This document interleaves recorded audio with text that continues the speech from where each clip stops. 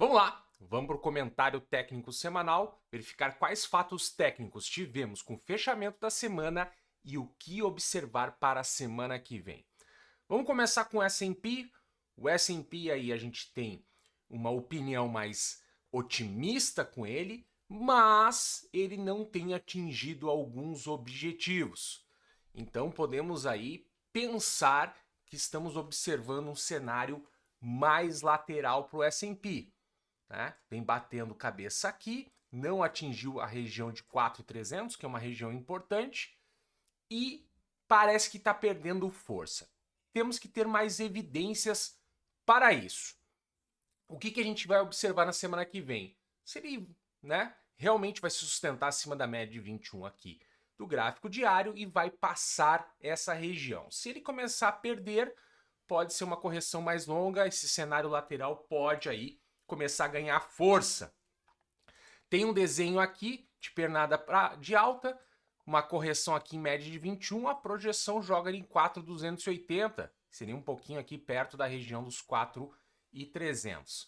Se passar, é para chegar nessa região e aí a gente vai observar o que acontece. Quando a gente vai para o Nasdaq, o Nasdaq ainda não chegou, se aproximou muito, mas não chegou completamente numa região de possível resistência, aqui em torno de 13.500, né? Inclusive até aqui um pouco de Ishimoku, e ele já vinha apresentando divergências. Não era a melhor divergência, porque esse segundo topo aqui do gráfico de preços, né? O índice de força relativa não estava numa região de sobrecompra, mas vem subindo e vem fazendo topos descendentes no índice de força relativa, indica alguma divergência. Então vamos observar essa semana se o Nasdaq chega nessa região e como é que ele vai se comportar nessa região. Se ele perder força, ele começar a corrigir antes disso, é possível, né? Não tem uma grande correção aqui,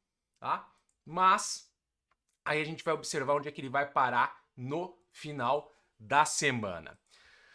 Índice dólar não perdeu aqui a região do 101, aqui é uma região super importante, tá subindo, fechou aqui acima da média de 50, perto da média de 21, temos aqui uma LTB, podemos deixar aqui mais traçadinha, ó, bem certinha, ele rompe aqui, vamos ver se ele vai confirmar isso durante a semana. O que nós temos no índice dólar, né? No curto prazo, no médio prazo, ele tá alguns desenhos para baixo, cruzou média para baixo, 50, 21. Mas quando a gente dá uma olhada num gráfico um pouco mais longo, ele tinha começado a desenhar uma trajetória de alta de longo prazo. Cruzou média de 21 com de 50 para baixo, mas não se aproximou da média de 200, né?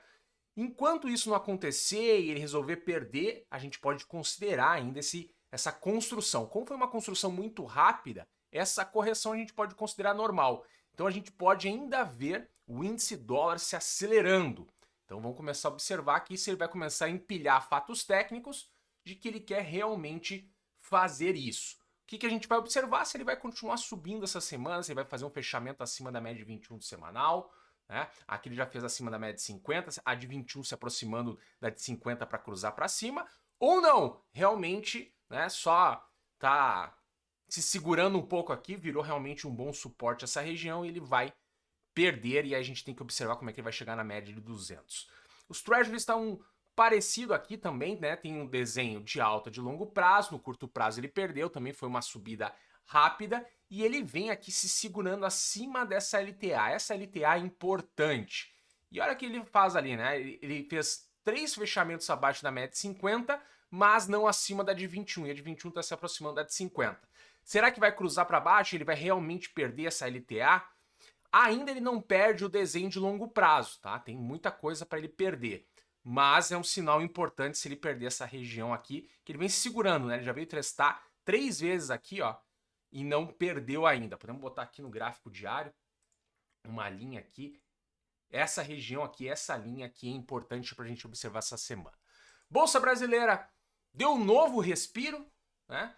Tinha ido para baixo, subiu, né? Fez aqui uma bandeirinha, um canalzinho de baixa, rompeu, foi lá e fechou abaixo da média de 200 do diário. acima da do semanal e acima da média de 50 e até tá apontando a de 21 para cima aqui. Será que nós estamos observando uma mudança de tendência? Será que realmente foi um teste aqui desse fundo aqui e vai retomar? Tínhamos fatos técnicos apontando para baixo, agora a gente tem outros fatos apontando para cima. Tem uma briga acontecendo aqui na Bolsa Brasileira. Vamos ver o que vai acontecer, vamos ver se isso aqui se sustenta essa semana ou é um respiro ainda para cruzar a média de 21. Vamos botar aqui, vamos fechar. Para baixo da de 200, olha como é que tá ali, ó. Isso que eu quero observar essa semana. O que vai acontecer com essa média em relação a de 200? Será que vai adentrar no Nishimoku aqui, Bolsa Brasileira? Há 2 semanas atrás ela estava se desenhando toda para baixo. Ganhou um fôlego, vamos ver se recupera. O dólar, né, que saiu dessa lateralização, né, indicava que ele fosse para baixo, tecnicamente, tá meio devagar ainda. Ainda não fez um fechamento abaixo do candle que ele fez para fora. Tinha até se recuperado aqui e tá em direção. Aqui até coloquei como oportunidade, que é uma coisa que a gente está discutindo, que é fora da análise técnica. A análise técnica está apontando o dólar para baixo, tá? Mas pensando em outros desdobramentos, o dólar contra real, eu acho que aqui é uma região de oportunidade, até tem uma LTA passando aqui. Isso pensando mais a longo prazo. O desenho técnico do dólar é para baixo, está quase cruzando a média de 21 com a de 200, que é outra coisa que devemos observar esta semana. Vou falar aqui das commodities, tá? Tem coisa importante acontecendo nas commodities, tá? O Bitcoin aqui, ele perdeu essa região do 105, veio para baixo 2 vezes aqui no 101, tá? Parece que a gente vai ter um alívio nas commodities, vamos ver como é que se comporta 95, tem média de 200.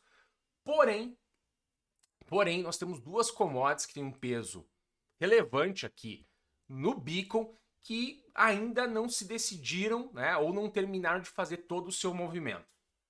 Vou falar de petróleo.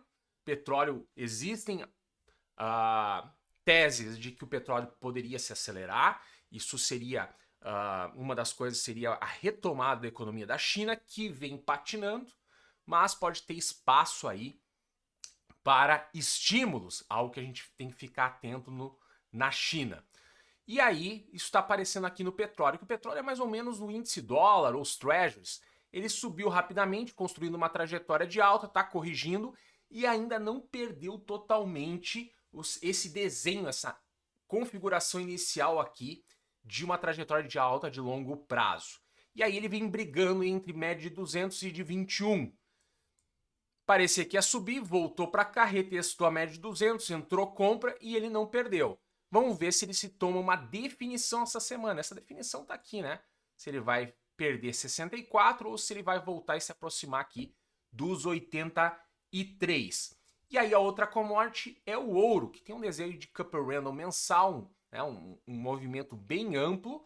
Tá batendo cabeça aqui na região dos 2.000, tem desenho para subir bem mais. E não foi por enquanto. Será que ele vai passar? Será que tá perdendo força? Parece que tá tendo divergências aqui, tá subindo e não consegue passar. Então vamos observar isso, porque se essas commodities, né, o ouro não consegue superar a região dos 2.000, ele volta e o petróleo engata para baixo, o Bitcoin vai cair mais e aí realmente é um alívio em termos de commodities, justamente pela questão de inflação, saindo um pouco da parte mais técnica.